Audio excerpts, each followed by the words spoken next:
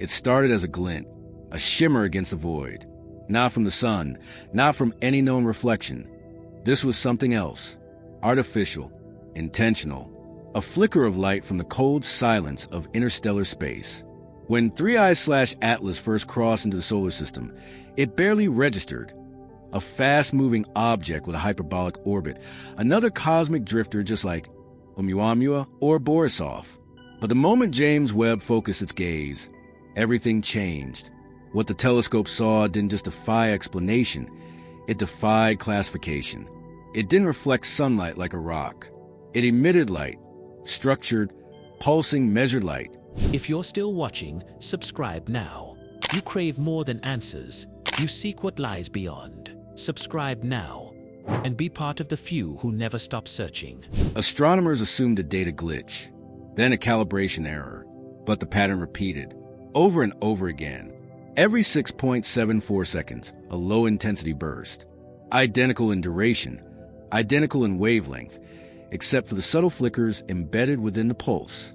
Binary patterns, digital noise, buried signals that hinted at more than just presence. They hinted at intention, at design. This wasn't a random object tossed into our gravity well by chance. It was arriving. The pulse wasn't just light. It was encoded, analyzed frame by frame. The signals formed a lattice of data, strings of ones and zeros, mathematical primes, fractal geometry interlaced with harmonics that shouldn't occur naturally. There was rhythm, symmetry, purpose. And just beneath the surface of that glowing skin, Webb spectrographs detected strange reflectivity levels, beyond what any naturally occurring element should emit. The light behaved not like a surface, but a projection, like a veil. More troubling than what it emitted was what it absorbed. Spectral readings showed frequencies vanishing into the object, vanishing, not bending, not reflected, not diffused, gone. It was drinking certain bands of energy, especially in the microwave and infrared spectrum. And that's when the Earth-based radio observatories reported the impossible.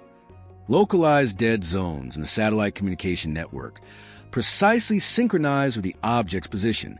Military satellites blinked off, civilian GPS drifted by meters, and shortwave radio operators, scattered around the globe, began picking up high-pitched harmonic tones buried within the static.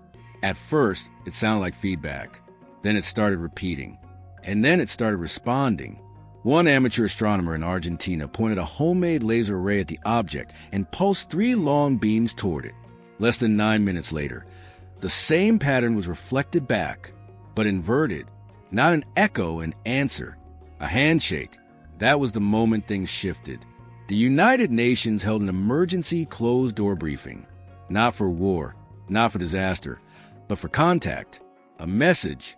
A presence that was not only here, but watching. And the question wasn't is it intelligent anymore. It was what does it want? Then came the trails.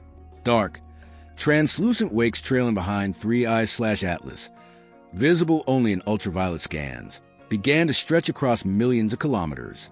Thin strands of molecular distortion, detectable by sensors as gravitational ripples. Space itself was being bent, but not by mass. It was as if the object was moving not through space, but with space, warping it, using it like a current, a propulsion method not based on combustion, but on manipulation of the very fabric of reality. Physicists didn't want to say it. They danced around the terms. Localized negative energy density, non-Einsteinian curvature, exotic field resonance. But the implication was clear. This thing had mastered what we can only dream of, warp drive. And if it was using warp technology, it wasn't just a probe. It was a vessel. Then came the biggest confirmation of all, the Earth signal bounce. Weeks earlier, as a test, SETI researchers broadcasted narrowband greetings toward 3I/Atlas. Standard binary pulses, frequency sweeps, and a basic mathematical language. The kind of thing you beam into the void and hope for the best. They didn't expect a reply, but they got one. Roughly 6 days later, deep space listening stations in Siberia and Greenland picked up their original signal, reflected back. Not just reflected, but transformed, encoded, layered with information no human had sent. The signal now carried artificial harmonics, low-frequency modulations, and timing shifts corresponding to the Fibonacci sequence. In the gaps between pulses, scientists found embedded symbols, patterns mimicking ancient geometric formations. The seed of life, the golden ratio, a spiral that matched crop formations from decades prior. This wasn't reflection. This was redirection. Our signal had been caught, studied, altered, and returned, like a teacher handing back a test with notes in the margins. And what was the note? That we were being studied, not passively, not by accident, deliberately, intimately, as if the object didn't just see us. It understood us. Governments began to panic. Classified observatories were placed under direct military control. Civilian scientists were cut out of the data stream. Access to Webb's raw feeds were revoked overnight. A digital iron curtain fell over the skies. And when amateur astronomers tried to upload their findings to the Webb, sites went dark. Posts disappeared. Accounts were suspended. Only one question seemed to matter now. Was this a message or a warning? Then came the gravity wave. A low-frequency ripple emanated from 3I/Atlas. Measured by LIGO and Virgo, it was small but unmistakable, a pulse of warped space-time that matched no known astronomical event, not a neutron-star merger, not a black hole collision. This wave was different, controlled, consistent, and it resonated with frequencies observed during the 1979 Vela double flash, an event still shrouded in secrecy and speculation. The same harmonics, the same timing. And just like that, the past caught up to present. Had they been here before? Was the Vela event a failed message, or an earlier encounter that had been buried under layers of military secrecy? Were the signals from 3I/Atlas not the beginning, but a continuation? The patterns embedded within the object's artificial light grew more complex. Phase-shifted pulses now resemble machine code, and comparisons were drawn to early 1980s computer protocols, almost as if the probe was adapting to our historical technology, or worse, already adapted to it decades ago. Some researchers, still operating in secret, call the object a test. Others began calling it something else, a mirror, because as its signals became more refined, more detailed, they began to reflect us, not just in language, but in emotion. The object's light pulses began shifting colors to match global sentiment. During earthquakes, civil unrest, major political events, satellite imaging picked up shifts in pulse frequency that correlated perfectly with earthbound brainwave activity, specifically gamma waves associated with fear, elation, and memory. It was mapping us, not just biologically, but consciously, emotionally, as if trying to feel what we feel. To understand not what we are, but who. That was when the tone shifted. What had started as analysis now looked like assessment, not just observation, evaluation. The object changed trajectory, slightly, a correction of less than 0.04 degrees. But it was enough to place it on a path that would intersect Earth's shadow during an upcoming lunar eclipse. Symbolic? Deliberate? Maybe both. Because during that eclipse, all sensors pointed at 3I/Atlas went blind. It vanished, not from space, from our ability to see it. A perfect, absolute blackout. Then, for 37 seconds, it returned, and when it did, it wasn't alone. Trailing behind it, briefly, barely visible, were three smaller objects, triangular in shape, moving in formation, not tumbling, not random, controlled, and then they too disappeared into black. A new signal followed, this time in ultraviolet, a simple shape, a circle bisected, one half white, one half black, balance, duality. Message received? We still don't know. What we do know is this: 3I/Atlas is not just a rock, not a comet, not a visitor in the traditional sense. It is an entity, a mechanism, a test, and the test is not of our science. It's of our character.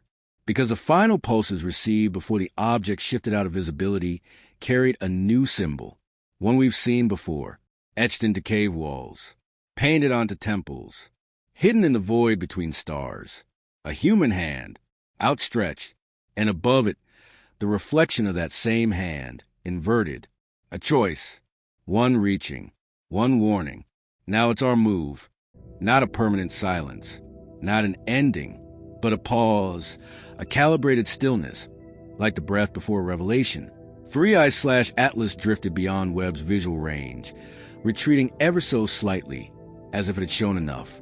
For now, the artificial lights faded into black, not extinguished, but withdrawn, waiting, observing, testing our reaction. But the implications didn't fade. They sank deeper. Because it wasn't just the lights or the encoded signals or the impossible propulsion signatures that terrified the scientific community. It was the precision, the deliberateness of it all. No chaotic tail, no thermal scattering, no waste. Everything about the object seemed engineered with purpose, focus, and, most disturbingly, restraint.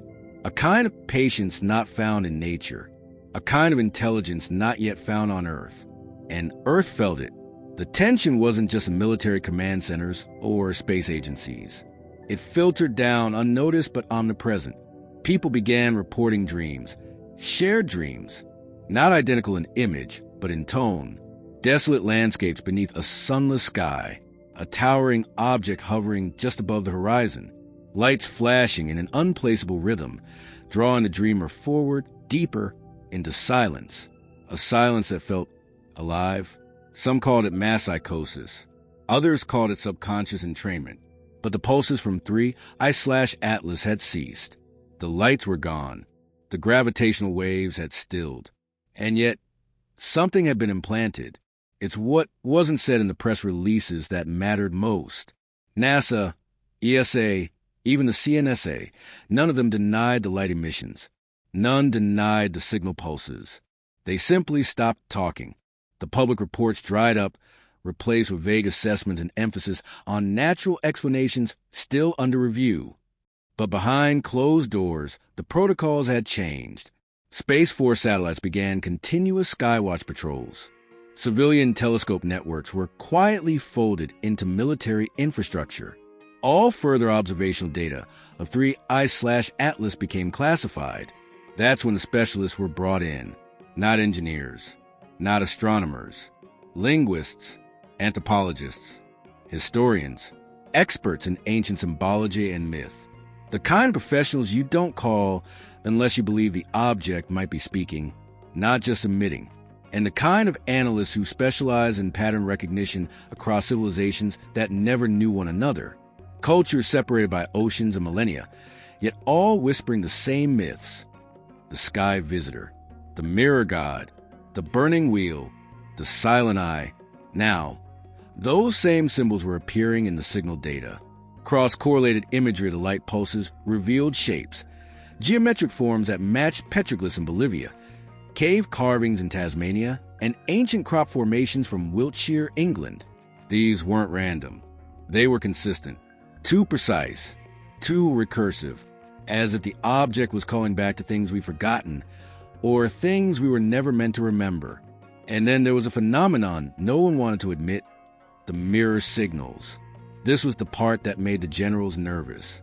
Following the object's last visible transmission, multiple military installations around the globe experienced synchronized communication glitches, not outages, reversals. Encrypted messages were returned before they were even sent. Satellite commands bounced back with mirrored instructions.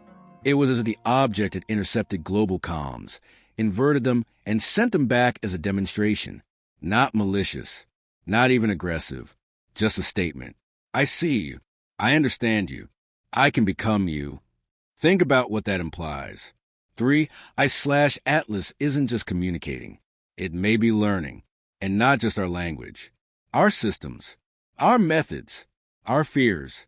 More distressing was the realization that many of the returned signals contained additional data that hadn't existed in the originals.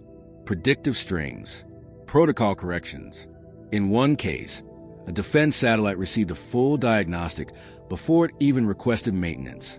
Somehow, the object had read the satellite's needs and returned the solution, like a mechanic scanning an engine just by listening. This isn't a comet. It isn't a message in a bottle. It's a mind, an architect, an analyst. And then, a second anomaly appeared.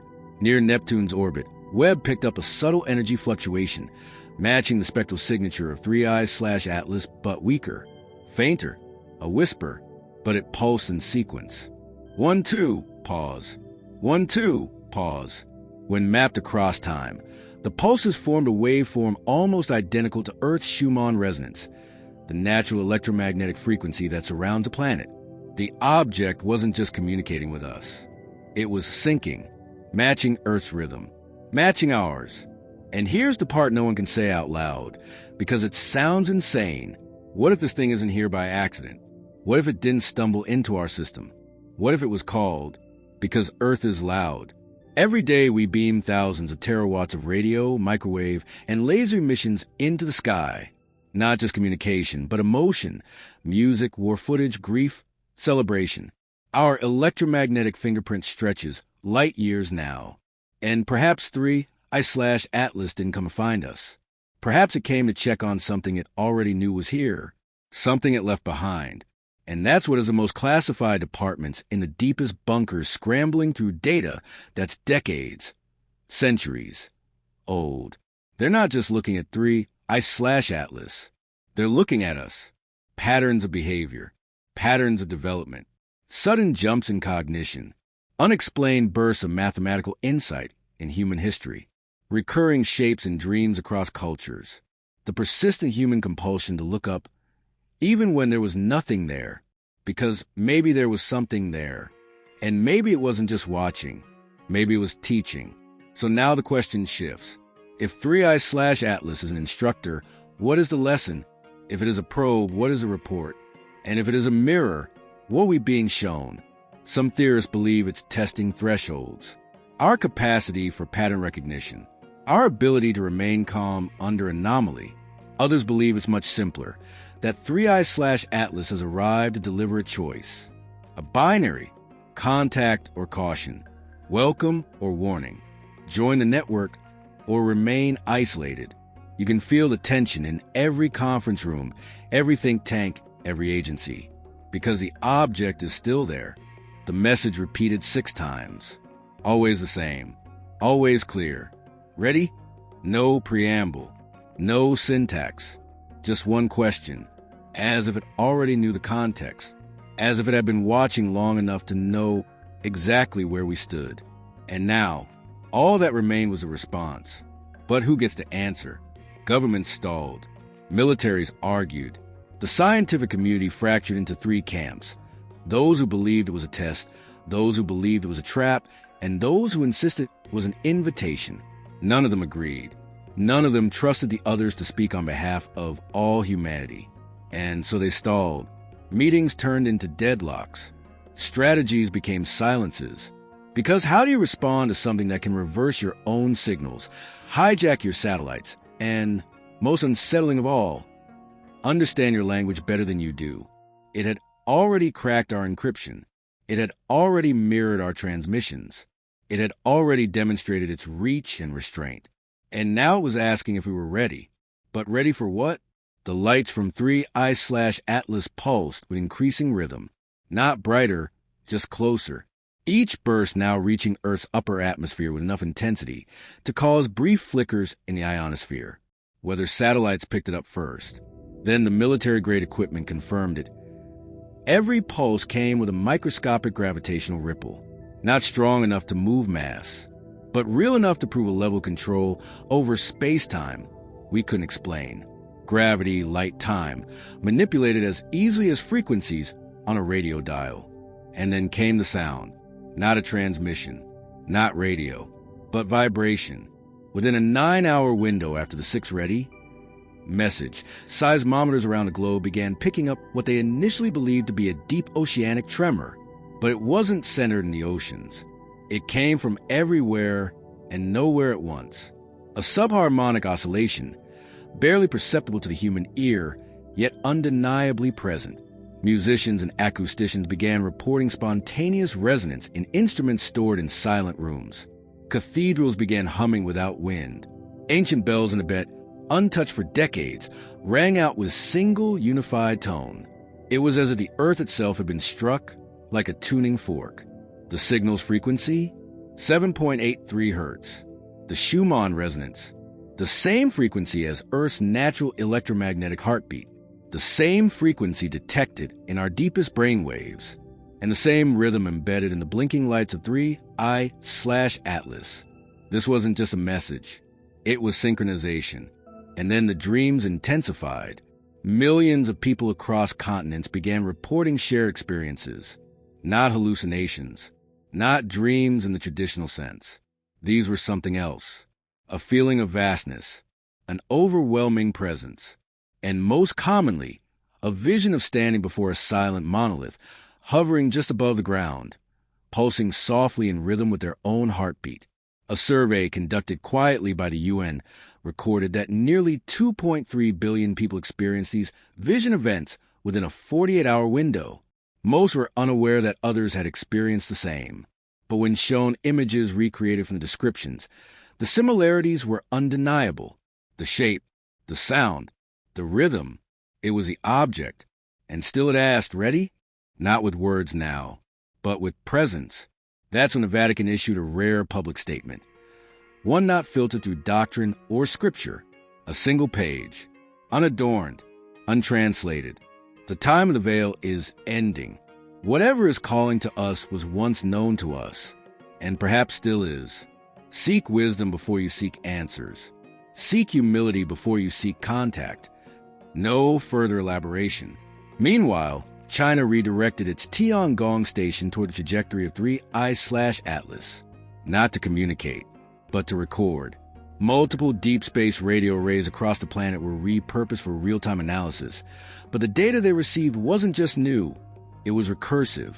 The object was bouncing Earth's own historical signals back at us, layered with annotations, alterations, and embedded corrections. A 1972 Apollo mission telemetry stream came back with an additional 6 minutes of footage. A forgotten SETI message from 1983 returned embedded with a musical signature that matched the molecular frequency of human DNA. And then, the impossible, a single pixel image from the early days of Hubble, once dismissed as static, was reconstructed by the object into a high-resolution rendering of a human eye.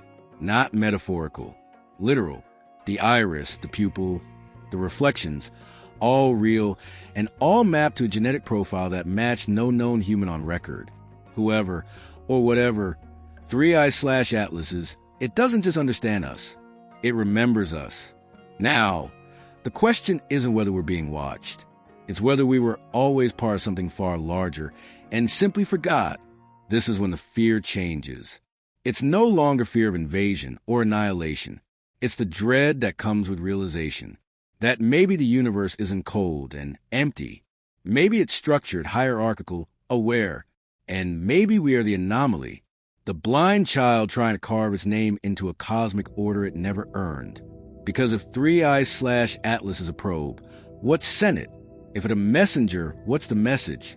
If it's a mirror, who is it reflecting? And then came the final pulse.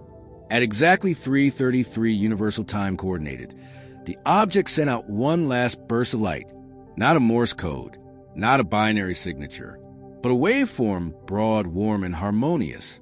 Every instrument measuring electromagnetic radiation recorded a singular harmonic curve, identical across every frequency band. The shape of the waveform, it matched the golden ratio. Phi, the Fibonacci spiral, the blueprint of growth, life, beauty, etched into the structure of galaxies, sunflower seeds, hurricanes, and now, a message from the stars. The golden ratio wasn't just beauty. It was permission. It was a mathematical symbol for readiness, as if to say, you are now aligned, you are now capable. And just like that, 3I/Atlas disappeared. Not blinked out, not exploded, curled, folded in on itself like a page in time being turned. Webb lost visual tracking within 0.3 seconds. Every radar lost lock. Every gravitational instrument went flat. There was no aftershock, no radiation, just stillness. And the silence hasn't broken since. The object is gone, or perhaps it's merely elsewhere. But what it left behind, that remains. We now have its signals, its data, its pattern, its echoes. We now have the question. Ready? And this time, it is not asking, it is waiting.